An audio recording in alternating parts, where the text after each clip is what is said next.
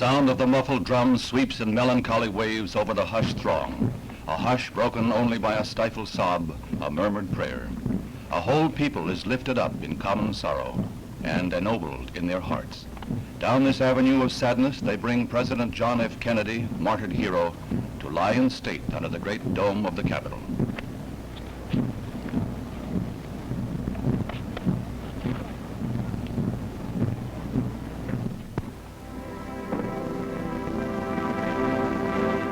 Mrs. Kennedy begins the long hours of her public grief with the courageous dignity that has marked each moment of her ordeal. Caroline and John seem to mirror their mother's poise. With President Johnson and Robert Kennedy, she is in the van of the mourners who will pay their respects in the historic rotunda of the Capitol.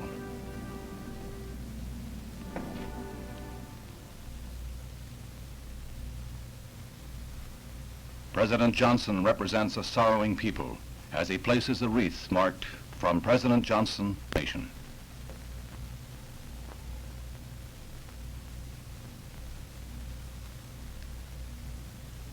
Mrs. Kennedy comes forward with Caroline in a tableau that calls for no words.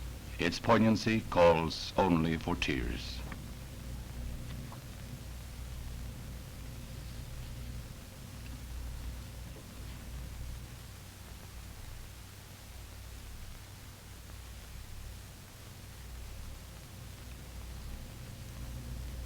Bearing the burden of their own sorrow, 250,000 people braved near freezing weather to pass by the dead president in tribute.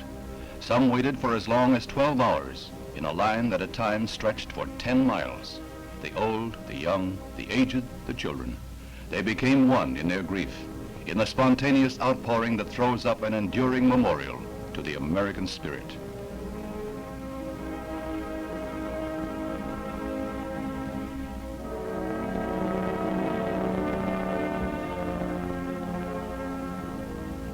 And so they kept their vigil through the long and lonely night, each man a tiny island of sadness, buffeted by the seas of unhappy fate.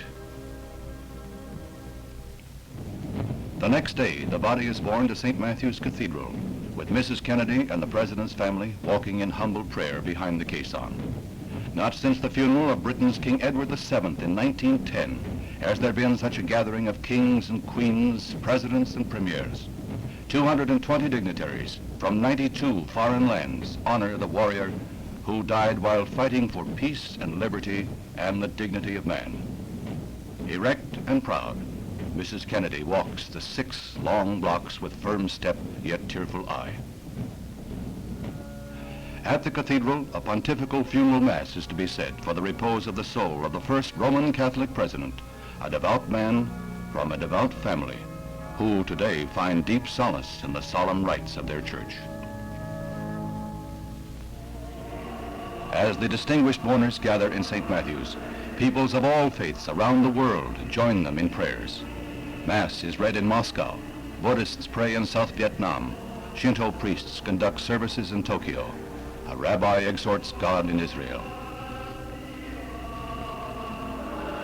The foreign dignitaries move unobtrusively to their pews. They attached little importance to their own identities today. Joining the humble in the 4 corners of the earth, they pray, each in his own way, that the soaring spirit that was President Kennedy in life may find eternal rest in death.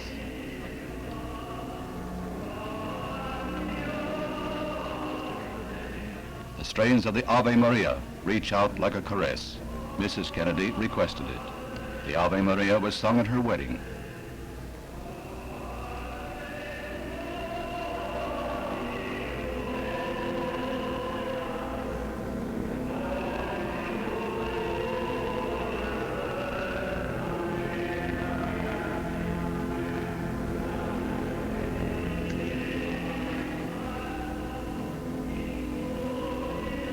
After the sacrifice of the Mass, there are prayers aloud in the tongues of all faiths. Then will come the solemn moment when the incense is tossed on hot coals and Cardinal Cushing, an old family friend, blesses the mortal remains of John F. Kennedy. From St. Matthew's, the cortege is to cross the Potomac to the Cemetery of Heroes, Arlington. As the casket is returned to the caisson, there comes a family vignette that must take its place with those memories we hold warm and dear. A gentle reminder from his mother, and John celebrates his 3rd birthday with a soldier's farewell to his father.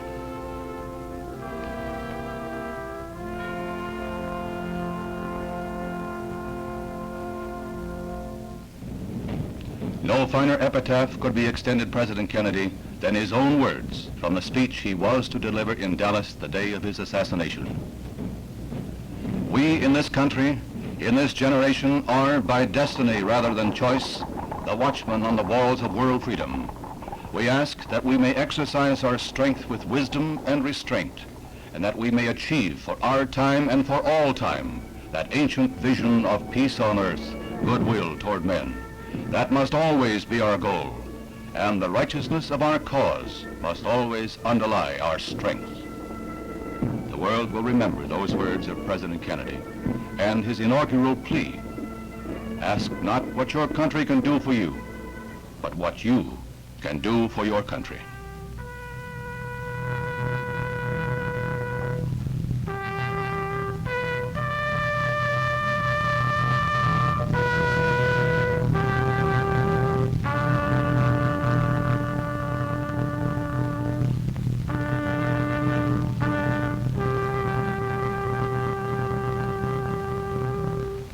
The Irish Honor Guard with a flourish of arms, and the precious banner that was the President's shroud for 3 days is folded smartly for presentation to Mrs. Kennedy.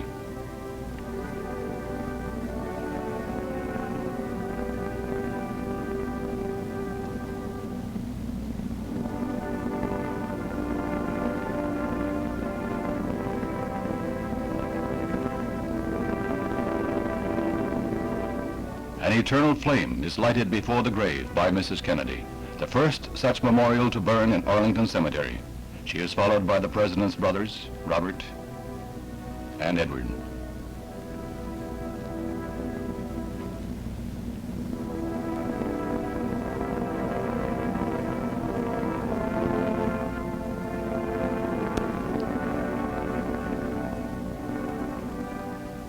Thus the American people have buried their beloved leader.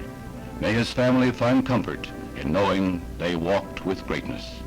And may the soul of John Fitzgerald Kennedy rest in peace.